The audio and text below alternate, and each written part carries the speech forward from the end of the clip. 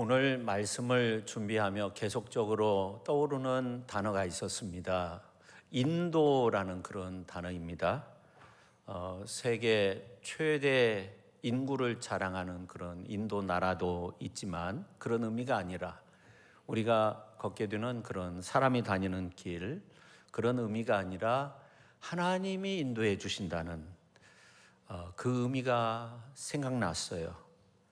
구약의 하나님은 삼위일체 하나님이 동시에 역사하시는 그런 모습으로 나타날 때가 많이 있습니다. 삼위일체 하나님이 되시죠. 구약을 보면 하나로 역사해 주십니다. 근데 이제 신약은 좀 더 이렇게 좀 분리되어서 각 위의 특징을 다르게 해서 우리를 더욱더 좋은 길로, 능력의 길로, 구원의 길로 역사해 주십니다. 그럼 먼저 구약에 나오는 하나님의 모습을 보면 이 구약 시편 121편 3절부터 이렇게 보면 하나님은 모든 해로부터 우리를 보호해 주시는 분이 되신다고 말씀하고 있습니다. 하나님은 우리의 우편에 보호의 그늘이 되셔서 우리를 실족하지 않도록 그렇게 이끄신다고 말씀하고 있어요. 여호와는 너를 지키시는 이시라. 여호와께서 내 오른쪽에서 내 그늘이 되시나니 낮에 해가 너를 상하게 하지 아니하며 밤에 달도 너를 해하지 아니하리로다. 그렇게 말씀하고 있습니다. 하나님은 자신이 결정하신 바에 대해서 변개함이 없으십니다. 그러므로 하나님의 도우심은 변함없이 신뢰할 수 있습니다. 그러므로 하나님이 우리를 도우신다, 영원토록 도우신다, 그렇게 말씀하고 있는데 우리의 영혼까지도 지키신다는 그런 말씀이죠. 그래서 7절 8절에 있는 말씀을 보면 여호와께서 너를 지켜 모든 환난을 면하게 하시며 또 내 영혼을 지키시리로다. 여호와께서 너의 출입을 지금부터 영원까지 지키시리로다. 그렇게 말씀하고 있습니다. 우리 인간은 완전치 못합니다. 약속한 바를 완벽하게 이행할 수 없습니다. 그래서 내 힘으로도 어찌할 수 없을 때가 있는데 그러나 하나님은 변함이 없어요. 약속한 바를 반드시 이루시는 하나님, 끝까지 이루어 주시는 하나님, 영원까지 이루시는 하나님, 우리를 끝까지 지켜주시는 하나님, 우리를 보호의 손길로 늘 붙잡아 주시는 하나님이 되신다고 그렇게 말씀하고 있어요. 그래서 우리는 하나님의 언약의 말씀을 끝까지 붙잡고 승리할 수 있어야 하는 겁니다. 자, 그러면 성령 하나님은 어떤 분이실까요? 성령 하나님은 우리를 순간순간 도와주시는 분, 그래서 우리의 삶을 축복된 역사로 이끌어 주시는 분이 되십니다. 성령 하나님은 이런 모습으로, 저런 모습으로 순간순간 내 삶을 이끄셔서 복의 역사로 가득하게 만들어 주시는 분이 되십니다. 어떤 때는 나도 감당할 수 없게 놀라운 축복의 역사를 만들어 주실 때도 있습니다. 자, 그러면 성자 예수님은 어떠하실까요? 예수님은 우리를 구원하기 위해서 십자가에 죽기까지 순종하시고 참아내시고 우리를 구원의 역사로 하나님의 자녀로 백성으로 삼아 주셨어요.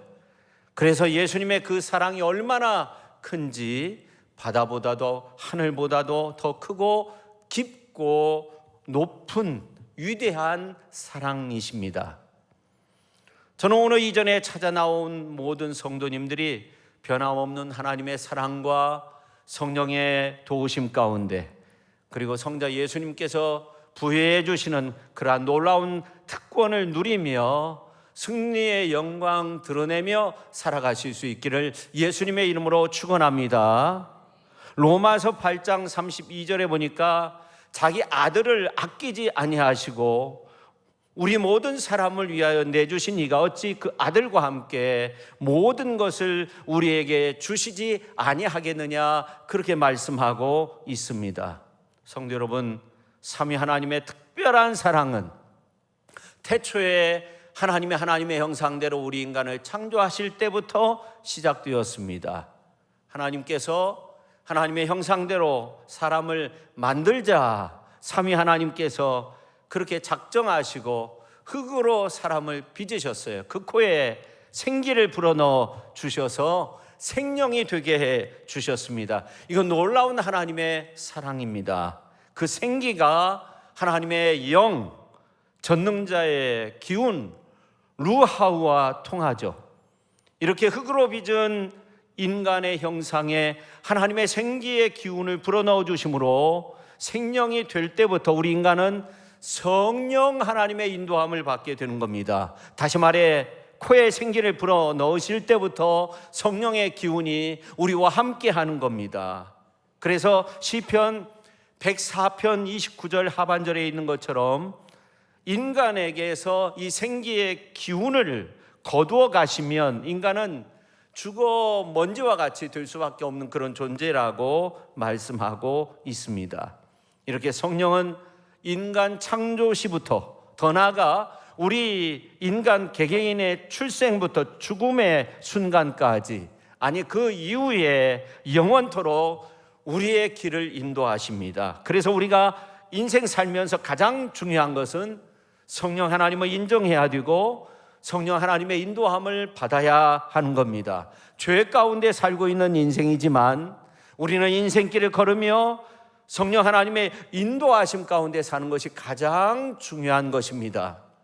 오늘 우리의 모습은 이러한 사실을 분명히 정말 드러내는 그런 복된 삶을 살아야 되는데, 이런 놀라운 사실을 강조한 말씀이 저는 하나님께서 가인을 향해서 하신 말씀 그대로라고 생각해요. 내가 선을 행하면 어찌 낯을 들지 못하겠느냐, 선을 행하지 아니하면 죄가 문에 엎드려 있느니라. 죄가 너를 원하나 너는 죄를 다스릴지니라, 그렇게 말씀하고 있어요.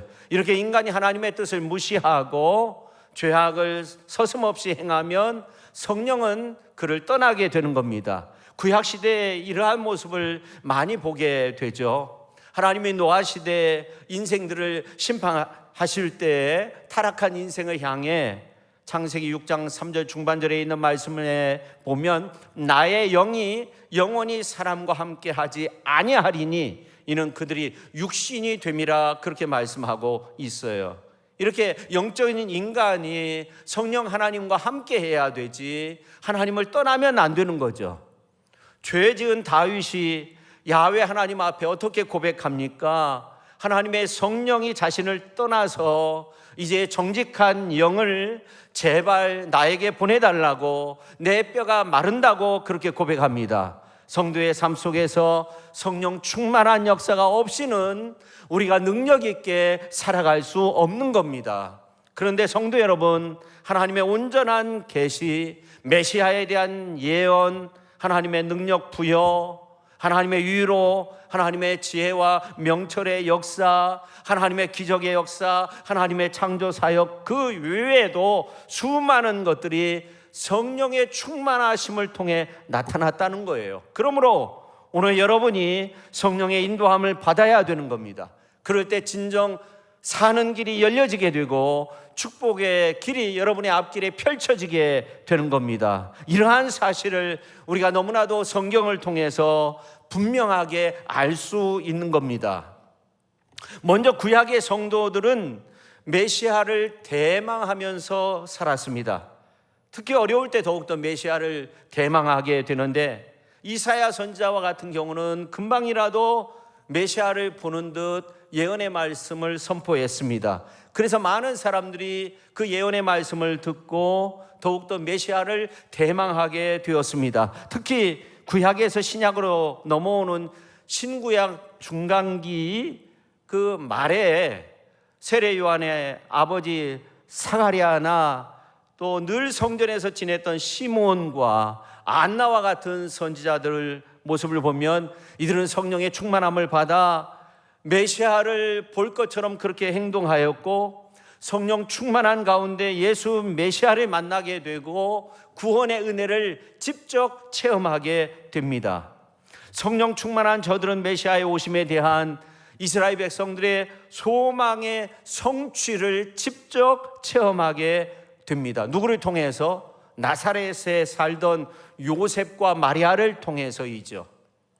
시몬과 안나는 아기 예수를 안고 축복합니다. 그러나 중요한 것은 성령의 잉태하심을 통해 임마누엘이 이루어졌다는 거예요. 하나님이 우리와 함께 하시게 되었다는 겁니다. 성령의 잉태를 통해서 이루어진 거죠.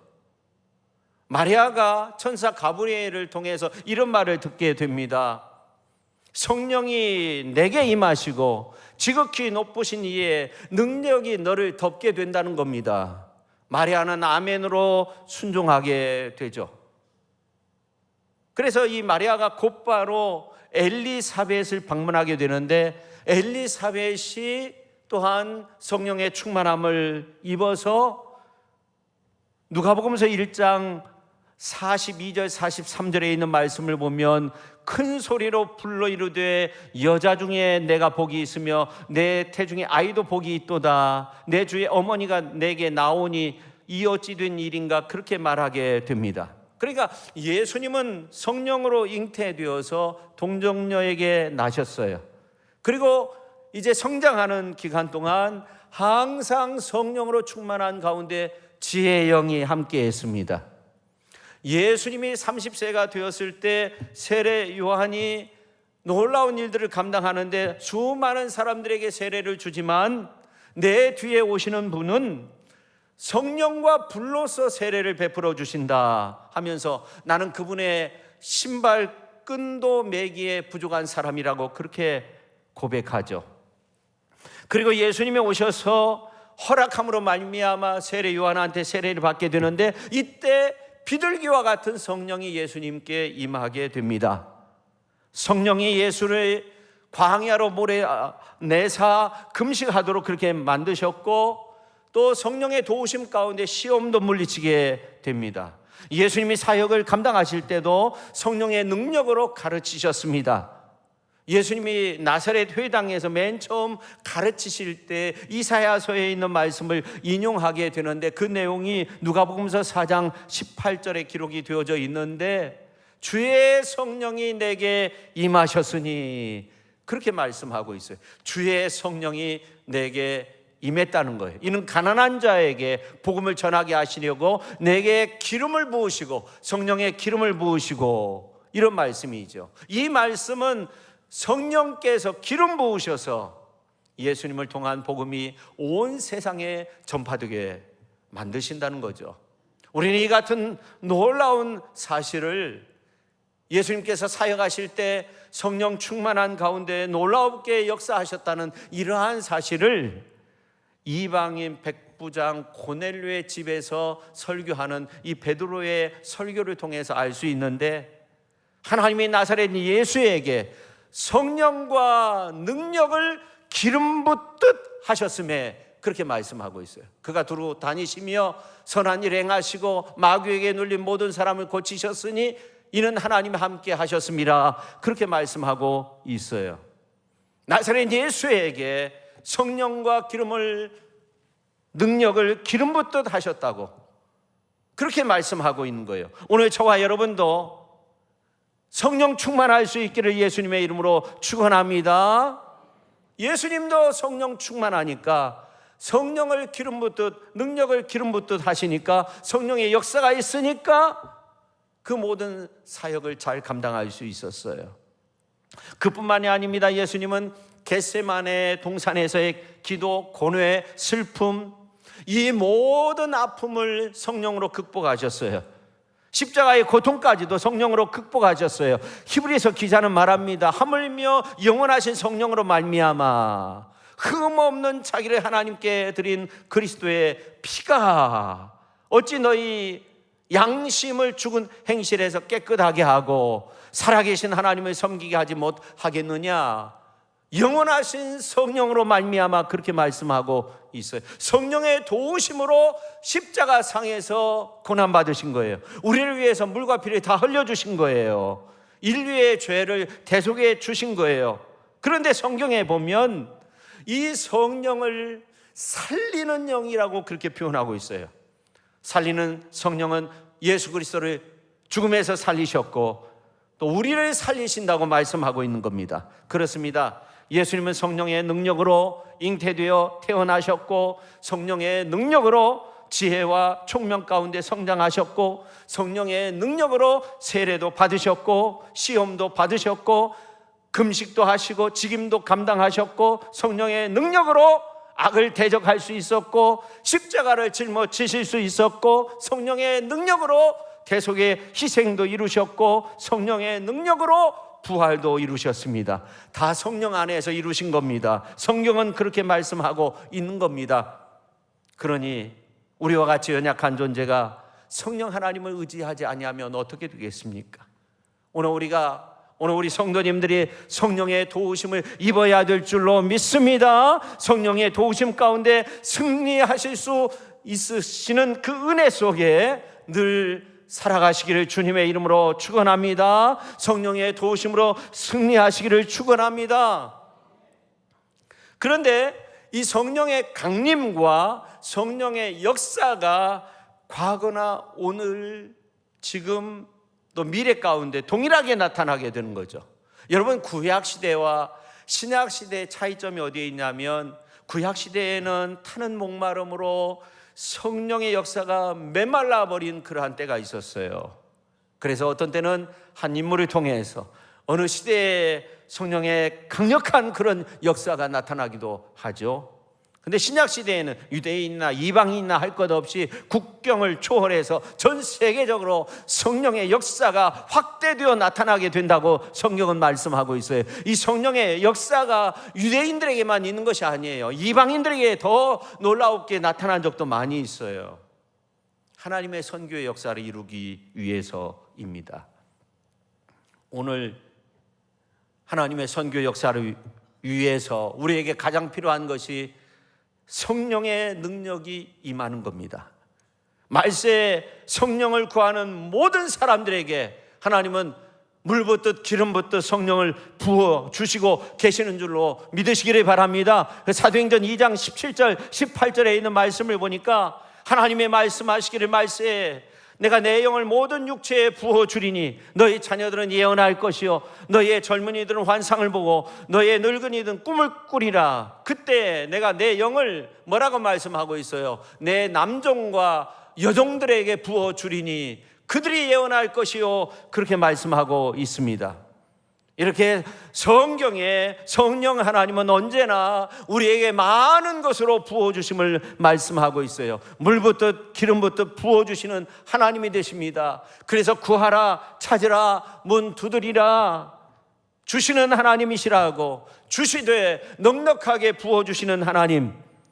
성도 여러분, 그 하나님께 약속하신 성령을 구하여서 약속하신 성령으로 충만하여서 승리의 삶, 축복의 삶을 살아가실 수 있기를 예수님의 이름으로 축원합니다. 여러분, 대한민국 범죄율이 순식간에 50%가 줄어들었던 적이 있었어요. 가장 높은 수치 가운데 하나였는데 2002년도에 4강 신화를 이룰 때 월드컵 그 경기가 있을 때였다고 합니다. 근데 재밌는 것은 이 월드컵 경기장에서는 테러가 거의 없다고 해요. 저는 정말 그렇게 뜨겁게 열광하는 이러한 모습을 보면서 이 성령의 불로 정말 대한민국이 달궈지고 온 세계가 막 뜨거워지면 얼마나 좋을까.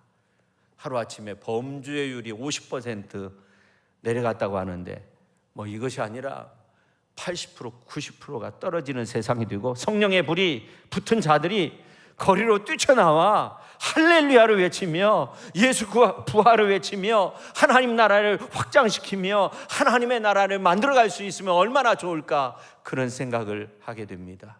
성령의 불이 붙어가지고 기차를 타고 가다가 성령 스톱 하면서 정말 외쳤던 무디와 같은 그런 사람들이 이 지구상에 많이 있으면 얼마나 좋겠어요. 오늘 우리 교회에도 이런 분들이 나올 수 있기를 예수님의 이름으로 축원합니다. 오늘 말씀을 듣는 분들 가운데 이런 놀라운 역사가 있었으면 얼마나 좋겠습니까? 수없이 정말 할렐루야를 외치며 성령의 불이 붙어가지고 정말 하나님 앞에 경배하고 하나님을 찬양하고 하나님의 이름을 높여드리는 그런 위대한 믿음의 사람들이 가득하면 얼마나 좋을까요? 신약 성경에 보면 불성령 세례를 받은 사람들의 모습을 볼 수가 있는데 그들의 모습은 다 뜨거웠어요. 가만히 있을 수가 없었어요. 나사렛 예수를 전했어요. 말씀 읽다가 뜨거워 눈물이 범벅되기도 하고 찬양 드리다가 눈물을 흘리기도 하고 기쁨이 충만하기도 하고 주여 주여 외치며 하나님 앞에 기도하고 찬양 드리고 복음 전하고 그런 놀라운 역사가 나타나게 되는 겁니다. 제가 군종병으로 이렇게 심호할 때 승진교회는 이제 회바에 있었는데 제가 이제 15사 38년대에 그 철책 이렇게 들어갔다 나왔다 하는데 이제 철책 근무를 하기 위해서 이제 준비를 할 때가 있었어요. 그래서 한 4개월 정도 우리가 준비 기도를 하자 했어요. 왜냐하면 이제 이 그 15사 38년대가 맞는 그 지역이 레토스토필라라고 그런 병균이 있어서 많은 군인들이 죽고 또 지뢰가 곳곳에 매설되어 있고 아주 경사진 그런 곳이었어요. 그래서 사고가 많이 있었기 때문에 무사고가 될 수 있도록, 무사고라고 하는 것은 한 명도 죽지 않게 해달라는 그런 기도를 하는 겁니다. 그게 이제 무사고인데, 그래서 이제 간절히 기도하는데 그 승진교회 신우 회장이 있었어요.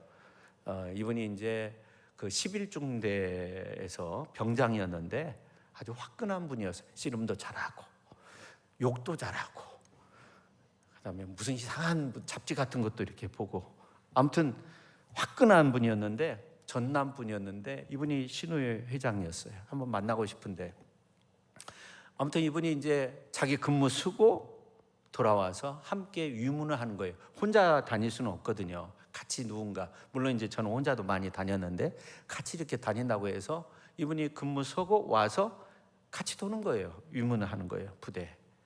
그리고 이제 우리가 기도회를 하는데 이분이 한 3개월 정도 이렇게 같이 다니다가 이제 끝나면 교회 와서 저하고 함께 기도하고 뭐 새벽 몇 시 뭐 이렇게 되는 거죠. 그렇게 기도하고. 근데 이분이 이제 그 교회 다닐 때 이제 청년이었죠. 근데 다른 사람들은 다 방언의 은사를 받고 막 그랬는데 이분만 못 받았는데, 근데 어느 이제 그 동료가 꿈을 꾸었는데 교만할까봐 방언의 은사를 안 준다는 거예요. 김 병장이었는데 그랬다는 거예요. 근데 이제 함께 기도하다가 이분이 방언의 은사를 받은 거예요. 저하고 기도하다가. 근데 문제는 뭐냐면 기도회 시작하기 전에 30분 전에 와가지고 단상 바로 앞에서 무릎 꿇고 한 30분 동안 방언 기도하고 끝나고 또 방언 기도하고 한 30분 정도 막 계속 그렇게 하는 거예요. 그러니까 친교가 안 되는 거예요. 뭐 그런 적이 있었는데, 그러니까 열심히 봉사하고 주의 일하고 그러다 보니까 하나님께서 그의 삶을 완전히 변화시켜서 정말 기쁨 충만한 그런 삶이 되었어요. 여러분, 오순절 마가다락방에 불의 혀 같은 성령이 임했을 때 나타난 현상이 방언도 말하였지만 이 베드로와 11사도가 소리 높여 예수님을 증거하게 되었어요. 누구든지 주의 이름을 부르는 자는 구원을 얻으리라 소리치게 됩니다. 그때 어찌할까 하면서 회개하는 사람이 3,000명이나 되었다고 해요. 서로 교제했습니다. 기도에 전혀 힘썼습니다. 기사 표적이 나타났습니다. 물건을 통용하고 가난한 사람들을 돕고 날마다 마음을 같이해서 성전에 모이기에 힘쓰고 기쁨과 순전한 마음으로 음식을 먹고 하나님을 찬미하니까 온 백성에게 친송을 받게 되었어요. 그래서 성령이 임했을 때 예수 메시아를 선포하게 되는데, 너희가 십자가에 못 박은 예수를 하나님이 살리셨다는 거예요. 비자 앞에서 3번이나 예수님을 부인하고 저주까지 했던 이 베드로가 달라진 거예요. 부활의 소식을 듣고도 이들이 변화가 없었는데 성령 받으니까 이들이 완전히 새 사람이 된 거예요. 하루에 3,000명, 5,000명 회개시키는 그런 놀라운 역사가 그들 모두가 나가서 하나님의 복음을 전하니까 나타나게 된 겁니다. 제가 성령에 대해서 사전을 찾아보니까 구약에서는 루하우, 신약에서 퓨누마인데 바람 같은 것을 가리키지만 이 바람은 온화하고 유익하지만 때로는 파괴적이고 불가시적이고 저항할 수 없는 힘의 상징이 된다는 거예요. 그래서 이 단어는 호흡에도 적용이 되는데 이 호흡은 살아있다는 증거이고 어떤 사상과 열정의 매개이기도 한데, 그래서 성령 받은 사람들의 특징은 뭐냐면 산속에 가만히 주저앉아 있는 것이 아니라, 기도만 하고 있는 것이 아니라 나가서 하나님의 복음을 전하게 된다는 거예요. 뜨겁게 그런 열정이 생기게 된다는 거예요. 구원에 대한, 구령에 대한 어떤 열정이 생기게 된다는 겁니다. 영생에 대한 열정, 생명에 대한 열정, 천국에 대한 열정, 밖에 핍박 가운데서 굴하지 아니하고 사자굴 앞에서도 죽음을 두려워하지 않는 그런 사람들이 된다는 거예요. 오늘 이제 말씀해 보십시오. 예수님이 그냥 답답해가지고 호소하는 이러한 장면인데, 아마 이 복음서의 이 부분이 가장 강력하게 그렇게 호소하는 장면이 아닌가. 왜냐하면 이런 표현을 하고 있어요. 오늘 49절 말씀 한번 보세요. 같이 한번 읽어볼까요? 내가 불을 땅에 던지러 왔노니 이 불이 이미 붙었으면 내가 무엇을 원하리요? 나는 받을 세례가 있으니 그것이 이루어지기까지 나의 답답함이 어떠하겠느냐. 답답해서 견딜 수 없다는 거예요. 그래서 예수님이 원하시는 이 사역은 이 땅에 불의 혀같이 강력한 불 성령을 던져 성령의 불이 붙도록 하는 그 사역이었다는 거예요. 여러분, 불의 사명은 태우는 데 있어요. 죄악 중에 태어난 인생, 그 가운데서 사는 인생은 성령의 불로 태움을 받아야 하는 거예요. 자연의 불은 산소로 태워진다고 합니다. 죄된 인간은 성령으로 태워져야 될 줄로 믿습니다. 성령으로 여러분 불살라져야 된다는 거예요. 불의 혀같이 갈라지는 성령으로서 여러분의 생각도, 여러분의 입술도, 여러분의 삶의 모습도 태워져야 된다는, 죄된 심령이 태워져야 한다는 거예요. 여러분, 이런 놀라운 말씀이 있어요. 에스겔서 24장 11절에 있는 말씀을 보니까 가마가 핀 후에는 숯불 위에 올려놓아 가마솥을 뜨거워지게 하며 가마솥에 노쇠를 달궈서 가마솥 안에 더러운 것을 녹이며 가마솥에 녹을 태워서 없어지게 하여라, 그렇게 말씀하고 있어요.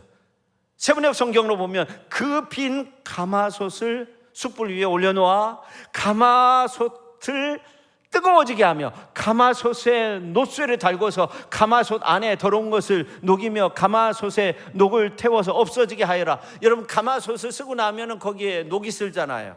그렇잖아요. 녹과 같은 것이 무슨 더러운 이물질이 이제 거기에 생겨나게 되잖아요. 그러면 그 모든 것들을 다 긁어내고 막 뜨겁게 달구면 어떻게 돼요? 그것이 녹아내리게 되는 거죠. 오늘 이 시간 이 자리에 참여한 우리 한 사람 한 사람이 가마솥을 숯불 위에 올려놓아 가마솥이 뜨거워지며 가마솥에 노쇠가 달궈져서 더러운 솥에 이 녹이 다 없어지고 태워져서 다 사라지게 되듯이 오늘 여러분이 불성령으로 태워질 수 있기를 예수님의 이름으로 축원합니다.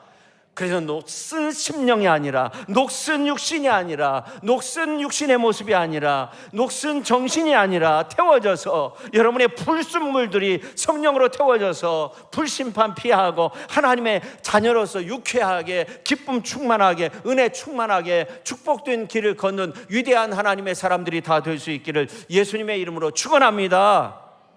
두 번째, 이 땅에 불성령을 던져 성령의 불로 세례를 베풀어 뜨거워지게 하기 위한 것이었다. 주님이 원하시는 사역이 그렇다는 거예요. 뜨거워져야 된다는 거예요. 불은 뜨거운 거예요. 여러분, 말세지말의 성도의 특징이 마태복음서 24장 10절에서 14절에 있는 말씀에 보면 나오는데, 많은 사람이 실족하게 되고 서로 잡아주고 서로 미워하고, 그 다음에 거짓 선지자가 많이 나오고 사람들이 미혹하고 불법이 성하고 많은 사람의 사랑이 식어진다는 거예요.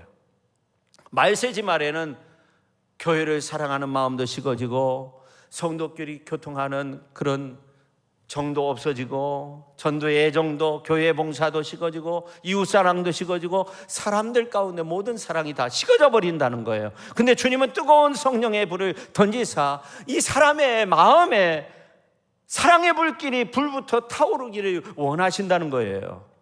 사람들이 막 그렇게 외치며 응원하듯이, 요즘은 이제 막 야구를 좋아하는 분들도 많이 있는데 막 이렇게 응원하고 그러잖아요. 그렇게 응원하듯이 이 세상 모든 사람들이 예수 사랑, 예수 구원을 외치며 성령의 불길로 뜨거워질 수 있기를 주님의 이름으로 축원합니다. 주님은 지금이라도 불성령을 던져서 이 불이 붙었으면 좋겠다는 거예요. 여기저기서 사랑의 불, 복음의 불이 막 타올랐으면 좋겠다는 거예요. 오늘 우리의 가정 속에서도, 오늘 우리의 목장에서도, 우리의 삶 속에서, 이 지역사회에서도 그렇게 뜨거워졌으면 좋겠다는 거예요. 근데 오늘 본문 말씀을 전하는 그 당시 예수님의 상황은 십자가의 행진을 해야 되는 그런 상황이었어요. 나는 아직도 받을 세례가 있다는 거예요. 그것이 이루기까지 나의 답답함이 어떠하겠느냐, 그렇게 말씀하고 있어요. 아직 받을 세례가 있다, 이 말은 무슨 말이에요? 받을 세례, 십자가의 죽음이 있다는 거예요. 십자가의 행진을 계속해야 된다는 거예요. 그냥 성령의 불을 내려가지고 성령의 역사로 바로 막 뜨거워져서 그렇게 놀라운 일들을 감당했으면 좋겠는데 아직도 십자가를 져야 된다는 거예요. 그래서 예수님이 어떤 말씀을 하세요? 요한은 불로 세례를 베풀었으나 너희는 몇 날이 못 뛰어 성령으로 세례를 받게 된다. 그러니까 너희는 예루살렘을 떠나지 말라는 거예요. 성령 받으랴, 성령 받고 나서야 떠날 수 있다는 거예요. 예루살렘 떠나지 말라는 거예요. 세례 요한은 내 뒤에 오실 예수님은 성령과 불로 세례를 베풀었다는 거예요. 그렇게 말했어요. 여러분, 사도행전 1장 5절에 보면 성령으로 세례를 받는다는 그 말은 뭘까요? 세례 요한이 내 뒤에 오시는 분은 성령과 불로 세례를 베푸신다고 했는데, 사도행전 1장 5절에 예수님께서 성령 세례를 받는다는 이 말은 뭐예요? 불과 성령으로 뜨거워진다는 거예요. 그래서 예수님이 부활하신 후 7일이 못 되어서, 이제 승천하신 후 이제 7일이 못 되어서 주 33년 마가의 다락방에 불의 혀 같은 성령이 임하게 된 겁니다. 할렐루야. 예수님이 불성령을 던진 것입니다. 성령의 불이 그때부터 여기저기서 타오르게 된 겁니다. 각 사람 위에 떨어지니까 모든 사람이 성령의 충만함을 받아서 성령이 말하게 하심을 따라 다른 방언으로 말하기도 하고, 각 사람 위에 떨어지니까 12 사도들이 일어나 소리 높여 주 메시아됨을 선포하게 되고, 성도들은 사랑의 불이 타올라서 교제하고 저녁 기도에 힘쓰고 이적과 표적이 나타나고 물건도 통용하고 가난한 사람들 돕고 날마다 마음을 같이 해서 성전에 모여서 기쁨과 순전한 마음으로 먹고 또 하나님을 찬미하게 되었던 겁니다. 그러니까 온 백성에게 친송을 받게 된 줄로 믿습니다. 여러분, 생텍쥐 페리가 그런 말을 했습니다. 오직 성령만이 진흙 위를 불며 사람을 창조하는 것이다, 그랬습니다. 하나님은 이 지구상의 모든 역사 가운데, 이 시대 속에, 그 역사 속에 성령의 불을 던져서 불성령 세례, 강력한 성령의 역사를 통하여 하나님의 나라를 만들어 가십니다. 할렐루야. 오늘 우리 가운데 이 성령의 불의 임재가 충만할 수 있기를, 성령의 불의 임재를 체험할 수 있기를, 그래서 세상을 변화시킬 수 있는 그러한 놀라운 하나님의 사람들이 다 될 수 있기를 예수님의 이름으로 축원합니다. 축원합니다. 기도하겠습니다. 하나님 아버지, 오늘 이 시대 속에서 우리에게 필요한 것이 무엇입니까? 바로 성령의 놀라운 역사가 필요한 줄로 믿습니다. 성령 세례가 필요한 줄로 믿습니다. 그 성령 세례는 불과 성령으로 기름 부어주시는 그 은혜입니다. 오늘 우리에게 그 은혜를 부어 주시옵소서. 오늘 말씀 들을 때, 그리고 이제 우리가 기도함으로써 그런 성령의 불의 역사로 충만케 하여 주시고, 그런 놀라운 역사로 세상을 변화시킬 수 있는 우리 모두가 되게 하여 주옵소서. 예수님의 이름으로 기도하옵나이다. 아멘.